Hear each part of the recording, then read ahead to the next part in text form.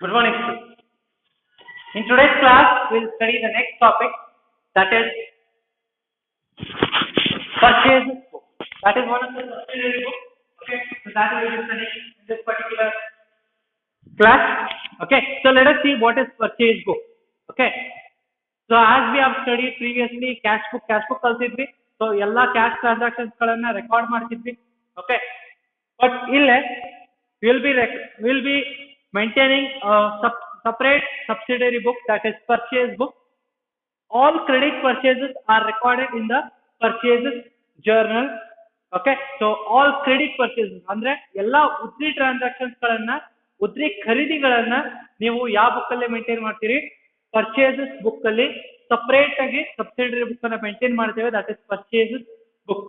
All credit purchases ಉದ್ರಿ ಖರೀದಿಗಳ ಏನೇನು ಆಗಿರ್ತಾವ ಗೂಡ್ಸ್ ರಿಲೇಟೆಡ್ ಅವ್ರು ಎಲ್ಲಾನು ಕೂಡ ನಾವು ಪರ್ಚೇಸ್ ಬುಕ್ ಅಲ್ಲಿ ರೆಕಾರ್ಡ್ ಮಾಡ್ತೇವೆ.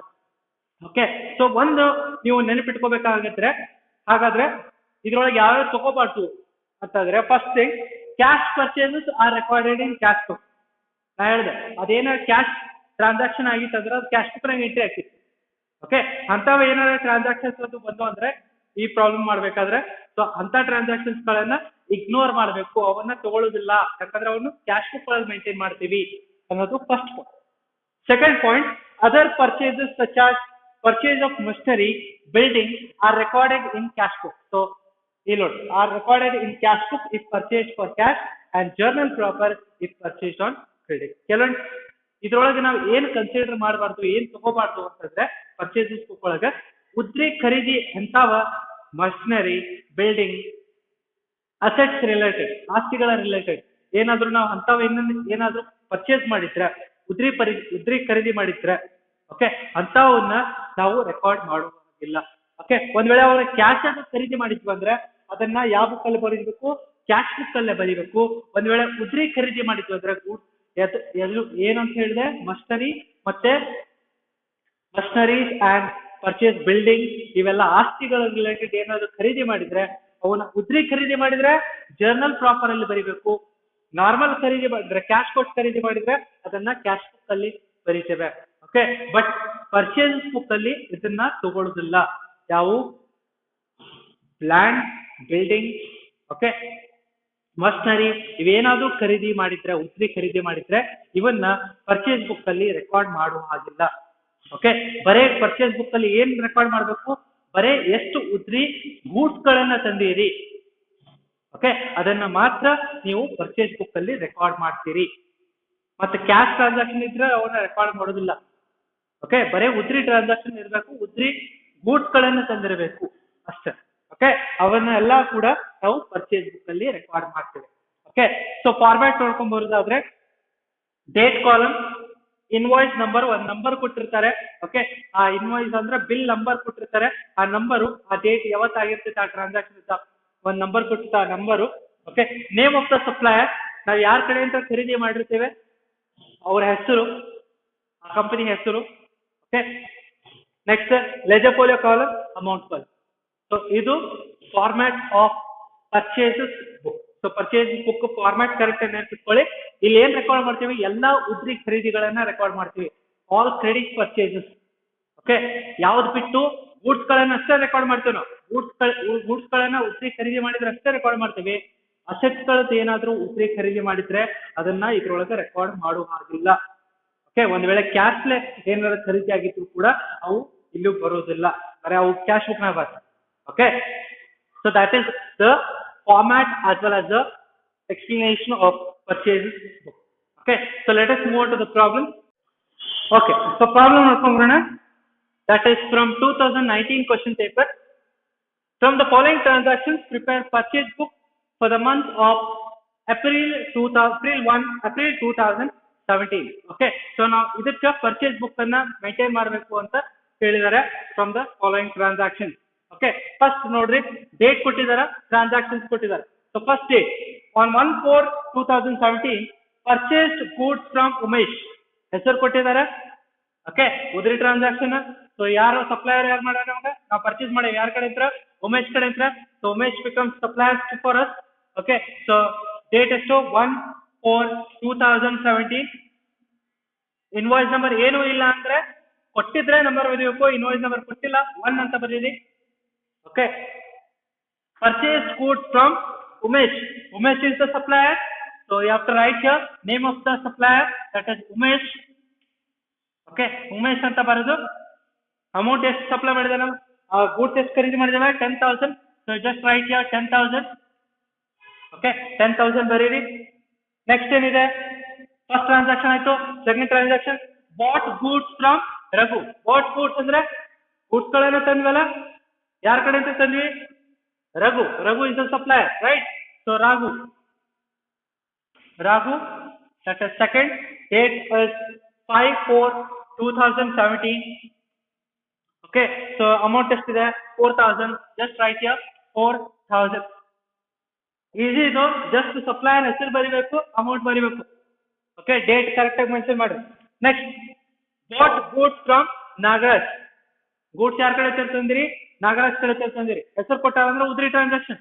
Okay, that is 10/4/2017. 10/4/2017. that is the person is Nagaraj. Okay, so Nagaraj amount is 3,000. just mention it 3,000. Okay, so 3,000 ಬರುತ್ತೆ. ನೆಕ್ಸ್ಟ್ ಏನಿದೆ, next transaction Murali supplied goods to us. Murali ನಮಗ goods ಗಳನ್ನ ಸಪ್ಲೈ ಮಾಡಿದಾನೆ ಅಂತ ಹೇಳಿದ. ಮುರಳಿ ನಮಗ್ ಗೂಡ್ಸ್ ಸಪ್ಲೈ ಮಾಡಿದಾನೆ ಅಂದ್ರೆ ಅರ್ಥ ಏನು, ನಾವು ಒಂದ್ ಕಡೆಯಿಂದ ಖರೀದಿ ಮಾಡ್ಯಾವಲ್ಲ, ನಾವು ಒಂದ್ ಕಡೆಯಿಂದ ಖರೀದಿ ಮಾಡಿದಾಗ ಅವ್ನು ನಮಗ್ ಸಪ್ಲೈ ಮಾಡ್ತಾನೆ. ಸೊ ಅದು ಕೂಡ the party who has supplied is Murali, right? So Murali date is 20/4/2017. okay, Murali amount is 5,000. we will write here 5,000. next transaction, purchase building from Bandu. purchase building ಅಂತಿದೆ. ನಾ ಹೇಳಿದೆ ಗೂಡ್ಸ್ ರಿಲೇಟೆಡ್ ಅಷ್ಟೇ. ನಾವು ಗೂಡ್ಸ್ ಖರೀದಿ, ಉದ್ರಿ ಖರೀದಿ ಆಗಿದ್ರೆ ಮಾತ್ರ ನಾವು ಪರ್ಚೇಸ್ ಬುಕ್ ಅಲ್ಲಿ ರೆಕಾರ್ಡ್ ಮಾಡ್ತೇವೆ, ಹೌದಾ? ಸೊ ಬಿಲ್ಡಿಂಗು, ಮಷಿನರಿ, ಪ್ಲಾಂಟ್ ಇವು ಯಾವು ಕೂಡ ನಮ್ಮ ಪರ್ಚೇಸ್ ಬುಕ್ ಒಳಗೆ ಉದ್ರಿ ಖರೀದಿ ಆಗಿದ್ರೆ ಅವನ್ನ ಬರೆಯುವುದಿಲ್ಲ.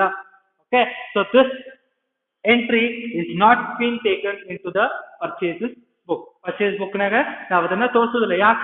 ನಾ ಹೇಳಿದ್ದೆ, ಪರ್ಚೇಸ್ ಬುಕ್ ಒಳಗ ಏನ್ ರೆಕಾರ್ಡ್ ಮಾಡ್ತೀವಿ, all credit purchases of goods are recorded, not machinery, building and all.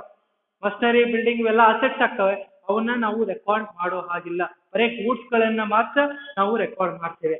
Okay, ಅವುಗಳನ್ನ ನಾವು ಎಲ್ಲಿ ರೆಕಾರ್ಡ್ ಮಾಡ್ತೇವೆ ಅಂತ ಹೇಳಿದ್ರೆ, ಇಂಥವ ಅಸೆಟ್ಸ್ ಗಳನ್ನ ಏನಾದ್ರು ಎಂಟ್ರಿ ಮಾಡೋದಿತ್ತ ಐದರ್ ಜರ್ನಲ್ ಪ್ರಾಪರ್ದಾಗ ಎಂಟ್ರಿ ಮಾಡ್ತೀವಿ, ಅಥವಾ ಕ್ಯಾಶ್ ಫ್ಲೋ ಕೊಟ್ಟಿದ್ವಂದ್ರೆ ಅವನ್ನ ಕ್ಯಾಶ್ ಬುಕ್ ಒಳಗೆ ಎಂಟ್ರಿ ಮಾಡ್ತೀವಿ. Okay, that is the thing. So ಇಷ್ಟಾದ್ಮೇಲೆ ಎಲ್ಲಾ ಟ್ರಾನ್ಸಾಕ್ಷನ್, ಅದು ಈ ಟ್ರಾನ್ಸಾಕ್ಷನ್ ಬಿಟ್ವಿ. ಓಕೆ, ಟೋಟಲ್ ಮಾಡ್ಕೊಳ್ರಿ.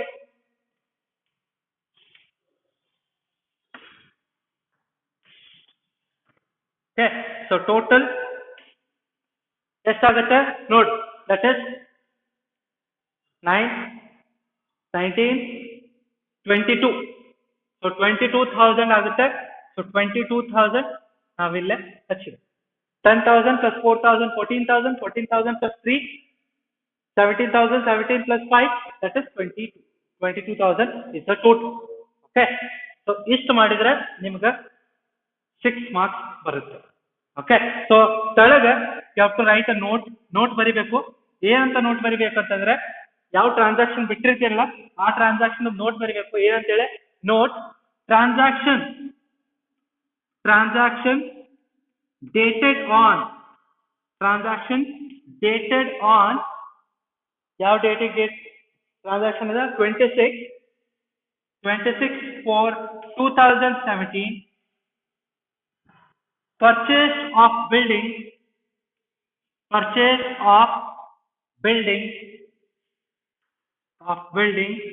is recorded in, purchase of building from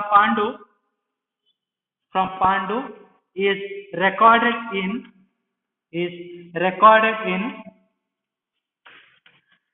ನಾ ಹೇಳಿದ್ದೆ ಅದನ್ನ ಕ್ಯಾಶ್ ಕ್ಯಾಶಿಗೆ ಬಿಲ್ಡಿಂಗ್ ಅನ್ನ ಮಷಿನರಿನ ಕ್ಯಾಶಿಗೆ ಪರ್ಚೇಸ್ ಮಾಡಿದ್ರೆ ಕ್ಯಾಶ್ ಬುಕ್ ಅಲ್ಲಿ ಬರ್ತಿತ್ತು. ಬಟ್ ಇದೇನ ಕೊಟ್ಟಿದ್ದಾರೆ, ಹೆಸರು ಕೊಟ್ಟಿದ್ದಾರೆ, ಪರ್ಚೇಸ್ ಬಿಲ್ಡಿಂಗ್ ಫ್ರಮ್ ಪಾಂಡು ಅಂತ ಕೊಟ್ಟಿದ್ದಾರೆ, ಉದ್ರಿ ಅದು. ಓಕೆ, ಸೊ ಉದ್ರಿ ಏನಾದ್ರು ಇದ್ರೆ ಅಂತವನ್ನ ನಾವು ಎಲ್ಲಿ ರೆಕಾರ್ಡ್ ಮಾಡ್ತೇವೆ, ರೆಕಾರ್ಡೆಡ್ ಇನ್ ಜರ್ನಲ್ ಪ್ರಾಪರ್. ಇನ್ ಜರ್ನಲ್ ಪ್ರಾಪರ್ ಅದನ್ನ ಜರ್ನಲ್ ಪ್ರಾಪರ್ ಅಲ್ಲಿ ರೆಕಾರ್ಡ್ ಮಾಡ್ತೀವಿ ಅಂತ ಹೇಳಿ ನೀವು ಒಂದು ನೋಟ್ ಅನ್ನ ಬರಿಬೇಕು. ಅಂದಾಗ ನಿಮಗೆ 6 ಮಾರ್ಕ್ಸ್ ಕಂಪ್ಲೀಟ್ಲಿ ಸಿಗ್ತಾವ. ನೀವು ಬರೇ ಪ್ರಾಬ್ಲಮ್ ಮಾಡಿದ್ರಷ್ಟ ಅಲ್ಲ, ಓಕೆ, ಅದ್ರ ಜೊತೆ ನೋಟು ಕೂಡ ಬರಿಬೇಕು. ಯಾವ ಟ್ರಾನ್ಸಾಕ್ಷನ್ ಬಿಟ್ಟಿರ್ತೀರಿ ಆ ಟ್ರಾನ್ಸಾಕ್ಷನ್ ನೋಟ್ ಅನ್ನ ಮೆನ್ಷನ್ ಮಾಡಬೇಕು. Okay, so this is how you solve the problem of purchase. Okay, we'll see the next problem. Okay, so let us see one more problem. Okay, so let us see one more problem, that is enter the following transactions in purchase journal book of Mr. Gupta Traders. Okay, so Gupta Traders books naga now purchase book anna record ಮಾಡ್ರಿ ಅಂತ ಹೇಳಿ transactions ಕೊಟ್ಟಿದ್ದಾರೆ. Okay, so ಏನ್ details ಕೊಟ್ಟಿದ್ದಾರೆ ಸ್ವಲ್ಪ ನೋಡ್ಕೊಳ್ಳಿ. Previous ಪ್ರಾಬ್ಲಮ್ಗೂ ಈ ಪ್ರಾಬ್ಲಮ್ಗೂ ಸ್ವಲ್ಪ ಡಿಫ್ರೆನ್ಶಿಯೇಟ್ ಇದೆ. ಇದ್ರೊಳಗೆ ಏನೇನ್ ಐಟಮ್ಸ್ ಗಳನ್ನ, ಏನೇನ್ ಫುಡ್ಸ್ ಗಳನ್ನ ತಗೊಂಡಿದ್ದಾರೆ ಅನ್ನೋದನ್ನ ಡೀಟೇಲ್ಸ್ ಅನ್ನ ಕೊಟ್ಟಿದ್ದಾರೆ. ಅದ್ರ ಪ್ರೀವಿಯಸ್ ಪ್ರಾಬ್ಲಮ್ ಒಳಗ ಬರೀ ಎಷ್ಟು ಗೂಡ್ಸ್ ಗಳನ್ನ, ಎಷ್ಟು ಮೌಲ್ಯ, ಅಮೌಂಟ್ ಎಷ್ಟ ಕೊಟ್ಟಿದ್ರು, ಬಟ್ ಇದ್ರೊಳಗ ಎಂಟೈರ್ ಡೀಟೇಲ್ಸ್ ಕೂಡ ಕೊಟ್ಟಿದ್ದಾರೆ. ಹೀಗೆ ಇದ್ದಾಗ ಹೇಗೆ ಸಾಲ್ವ್ ಮಾಡಬೇಕು ಅನ್ನೋದನ್ನ ಕೂಡ ನೋಡ್ಕೊಳ್ಳೋಣ. So that is July 1, 2017 bought from Rahul Traders as per the invoice number. So bought from Rahul Traders. Okay, bought and purchase from Rahul Traders. It's a credit transaction. So have to write here first 1/7, that is 2017. Okay, invoice number ಎಷ್ಟಿದೆ ಇಲ್ಲ ಇದೆ ಆ number ಹಚ್ಕೋಬೇಕು, that is 20041. Okay, invoice number ಹಚ್ಚಿದ್ವಿ. ಹೆಸರೇನು, supplier ಅಂತ Rahul trader. So write here Rahul trader. Okay, so ಈಗ ಹೆಸರು ಹಚ್ಚಿದ್ಮೇಲೆ ಏನೇನ್ ಐಟಮ್ಸ್ ಗಳನ್ನ ತಂದಿದ್ದಾರೆ ಅದನ್ನ ನೋಡ್ಕೊಳ್ಳಿ. That is 40 register. Okay, so that is 40 register into, okay, 40 register ಎಷ್ಟು ರೂಪಾಯಿ ಅಂತ ತಂದಾರೆ, 60 rupees ಅಂತ ತಂದಾರೆ. So 40 into 60. Okay, so first next 80 gel pen at ₹15 each. 80 gel pen ತಂದಾರೆ. ಒಂದು ಜೆಲ್ ಪೆನ್ ಈಗ 15 ರೂಪಾಯಿ. ಸೊ ಅಂದ್ರೆ 80 into 15. ಓಕೆ, ಸೊ ಕೂಡ ನೋಟ್ಬುಕ್ಸ್ ಕೂಡ ಅದೇ ರೀತಿ ಹಚ್ಕೋರಿ. 50 ನೋಟ್ಬುಕ್, 50 into that is 20. ಈ ರೀತಿ ಹಚ್ಕೊಂಡಾದ್ಮೇಲೆ ನೆಕ್ಸ್ಟ್ ಏನ್ ಕೊಟ್ಟಿದ್ದಾರೆ, ಟ್ರೇಡ್ ಡಿಸ್ಕೌಂಟ್ at 10% ಅಂತ ಕೊಟ್ಟಿದ್ದಾರೆ. ಸೊ ಇವನ್ನ ಅಷ್ಟೂ ಕೂಡ ಕ್ಯಾಲ್ಕುಲೇಟ್ ಮಾಡ್ಕೊಳ್ಳಿ. ಸೊ ಎಷ್ಟು ಬರುತ್ತೆ, 40 into 60, that is 2400, and 80 into 15, that is 1200, and next 50 into 20, that is 1000. Just 1000. Okay, so ಎಲ್ಲಾನು ಕೂಡ ಏನ್ ಮಾಡಿದ್ರಿ, ಮಲ್ಟಿಪ್ಲೈ ಮಾಡ್ಕೊಂಡ್ರಿ. 40 ರಿಜಿಸ್ಟರ್, ಒಂದು ರಿಜಿಸ್ಟರ್ಗೆ 60 ರೂಪಾಯಿ ಅಂತ ಕ್ಯಾಲ್ಕುಲೇಟ್ ಮಾಡ್ಕೊಂಡಿದ್ದೇವೆ. That is 2400. Next gel pens you multiplied as well as a notebook. Okay, ಇಷ್ಟೆಲ್ಲ ಆದ್ಮೇಲೆ you have to make total of this. So total ಎಷ್ಟಾಗುತ್ತೆ ಇದು, ದಟ್ ಇಸ್ 2000, 3000. ಸೊ 3600, 3000, 4600 ಆಗುತ್ತೆ. ಸೊ 4600 ಆಗುತ್ತೆ. ಹೌದಾ? ಈಗ ಟ್ರೇಡ್ ಡಿಸ್ಕೌಂಟ್ ಅಂತ ಹೇಳಿದ್ದಾರೆ, ಡಿಸ್ಕೌಂಟ್ ಕೊಡ್ರಿ ಅಂತ ಹೇಳಿದ್ದಾರೆ. ಈಗ ಡಿಸ್ಕೌಂಟ್ ಏನ್ ಮಾಡ್ಬೇಕು, ನಾವು ಯಾವತ್ತು ಡಿಡಕ್ಟ್ ಮಾಡ್ಬೇಕು. Okay, you have to write here trade discount. ಎಷ್ಟು ಪರ್ಸೆಂಟ್ ಇದೆ, 10% ಇದೆ. ಹೌದಾ? ಡಿಸ್ಕೌಂಟ್ 10% ಕೊಡು ಅಂತ ಹೇಳಿದ್ದಾರೆ. ಸೊ 4600 ರೂಪಾಯಿ ಮೇಲೆ 10%, 4600 into 10 divided by 100. ಸೊ ಎಷ್ಟು ಬರುತ್ತೆ, ದಟ್ ಇಸ್ 460. ಹೌದಾ? 4600 into 10 divided by 100 ಅಂತಂದ್ರೆ 1010 get cancelled. So that is 4600 divided by 10. 0, that is 460. Okay, so 460 is the discount. So discount 460 less madri. Less ಮಾಡಿ outer column dalla value actually that is 4140. 4140. 4140. ಈ ರೀತಿ ನೀವು calculate ಮಾಡ್ಕೋಬೇಕು. Okay, ಒಂದ್ ವೇಳೆ ಅವರು details ಗಳನ್ನ ಕೊಟ್ಟಿದ್ರೆ ಆ ಡೀಟೇಲ್ಸ್ ಗಳನ್ನ ಮಲ್ಟಿಪ್ಲೈ ಮಾಡಿ ಡಿಸ್ಕೌಂಟ್ ಏನಾದ್ರು ಇದ್ರೆ ಅದು ಡಿಸ್ಕೌಂಟ್ ನ ಡಿಡಕ್ಟ್ ಮಾಡಬೇಕು. ಸೊ ಇದು ಫಸ್ಟ್ ಒನ್ ಆಯ್ತು. ಸೆಕೆಂಡ್ ಒನ್ ಏನಿದೆ ನೋಡ್ಕೊಳ್ಳಿ. That is bought goods from global stationery as per invoice number 1132. So bought goods ಅಂದ್ರೆ ಖರೀದಿ ಮಾಡಿದ್ರಲ್ಲ, ಸೊ ಯಾರ ಕಡೆ ಹತ್ರ ಖರೀದಿ ಮಾಡಿದ್ರೆ ಹೆಸರು ಕೊಟ್ಟಿದ್ದಾರೆ global stationery. Okay, so date is 15/7/2017. that is the invoice number is 1132. bill number ಅದ 1132. ಯಾರ ಕಡೆ ಹತ್ರ ತಂದಿರಿ? Global stationery.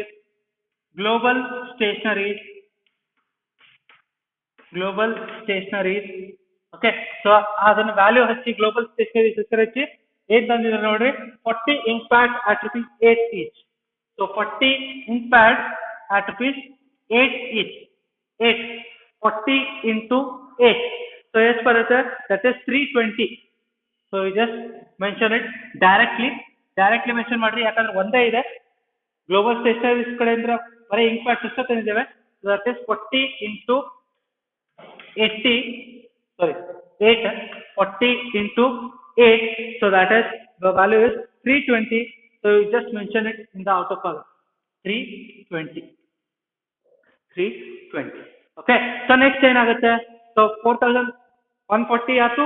Next global stationery ಇದು ಕೂಡ. So first transaction, second transaction got over. See the next one. Purchase from Lamba for invoice number 3201. Okay, so that is 2 chairs at rupees 600 per chair. ಈಗ ನಾವು ಯಾವ್ದು related ಮಾಡತ್ತೀವಿ? Goods related ಮಾಡತ್ತೀವಿ. ಇಲ್ಲಿ ಏನ್ ಬಂದಿದೆ?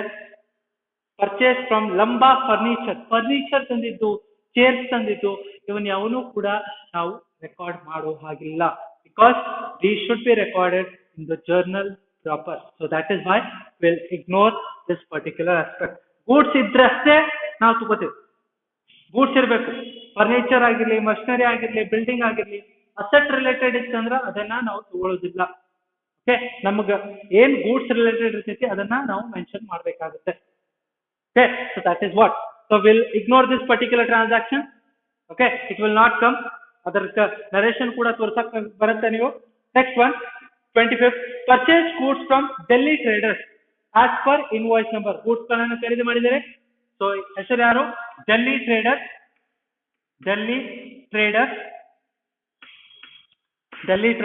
ಇನ್ವಾಯ್ಸ್ ನಂಬರ್ ಎಷ್ಟಿದೆ? 411. Okay, so date that is 25/7/2017. Delhi traders ಏನೇ ತಂದಿದ್ದಾರೆ ನೋಡ್ರಿ. Delhi traders 10 ream at rupees 100 per ream. Okay, so 10 ream at rupees 100 into 100 ಎಷ್ಟಾಗುತ್ತೆ?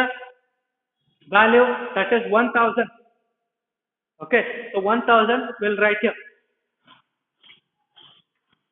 Next, what is there? 400 drawing sheet at rupees 3. So 400 into 3, that is 1200. 1200. Okay, so ಇದು ಆಯ್ತು. ಇವೆರಡು ಕೂಡ ಅದು. So ಇದಾದ್ಮೇಲೆ you have to make a total here. So total ಮಾಡಿ outer column ಹಚ್ಚಿರಿ. that is 2200. 2200. So Delhi traders is the ಆಯ್ತು. Okay, so next ಮತ್ತೇನಿದೆ? ಇಲ್ಲ, bought goods for 20 packets of color at rupees 40 per packet from Dinesh traders. So Dinesh traders ಕಡೆ ಅಂತ ಏನ್ ಖರೀದಿ ಮಾಡಿರಿ? 20 packets of color. Okay, colour packets ಖರೀದಿ ಮಾಡಿರಿ. ಯಾರ ಕಡೆ ಅಂತ? Dinesh traders. So I will write here Dinesh traders. Okay, so that is invoice number ಏನಾದ್ರು ಕೊಟ್ಟಾರ? ಇನ್ವಾಯ್ಸ್ ನಂಬರ್ ಕೊಟ್ಟಿಲ್ಲ. Okay, Dinesh traders 1122. Invoice number is 1122. 22, okay, that is 20, date is 30 37 2017, 37 2017, okay. So ಇಲ್ಲಿ ಬರಿತೇನೆ, that is 20 packets, 20 into 40 rupees each packet, color packet, okay. So that is 40. So yes, for the value, that is 800. So we'll write here 800. Okay. So ಇದು ಕೂಡ transaction ಆಯ್ತು. So ಇಷ್ಟೆಲ್ಲ transaction ಆದ್ಮೇಲೆ you have to make a total. Finally you have to make a total. So total ಮಾಡ್ಕೊಳ್ಳಿ, ಎಷ್ಟು ಬರುತ್ತೆ ನೋಡಿ. Okay.